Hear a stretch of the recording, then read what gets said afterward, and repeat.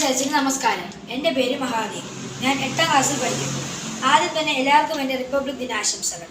1947 August 15 ഇന്ത്യക്ക് സ്വാതന്ത്ര്യം കിട്ടിയെങ്കിലും 1950 ജനുവരി 26 Indian ഭരണഘടന നിലവിൽ വന്നത്. ഇന്ത്യ ഒരു സ്വതന്ത്ര ജനാധിപത്യ റിപ്പബ്ലിക് രാജ്യമായിരുന്നു. ഇന്ത്യൻ ഭരണഘടന നിലവിൽ വന്ന ദിവസത്തിൻ്റെ ഓർമ്മയ്ക്കാണ് എല്ലാ വർഷവും ജനുവരി 26 റിപ്പബ്ലിക് ദിനമായി ആഘോഷിക്കുന്നത്. ജനക്ഷേമ രാഷ്ട്രീയം എന്ന റിപ്പബ്ലിക് എന്നതുകൊണ്ട് ഉദ്ദേശിക്കുന്നു അവിടെ പരമാധികാരം ജനങ്ങൾക്കാണ്.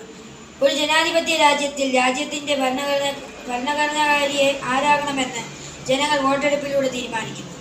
ഇന്ത്യയിലെ പരമോന്നത നിയമമായ നമ്മുടെ ഭരണഘടന ജാതിമത ഭേദമില്ലാതെ രാജ്യത്തെ ജനങ്ങൾക്ക് തുല്യ നീതി, സമത്വം, സ്വാതന്ത്ര്യം എന്നിവ ഉറപ്പാക്കുന്നു.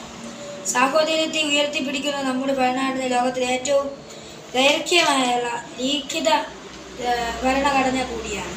നമ്മുടെ ഭരണഘടനാ ശില്പികളെയും സ്വാതന്ത്ര്യ സമര സേനാനികളെയും ഒരു നിമിഷം സ്മരിച്ചുകൊണ്ട്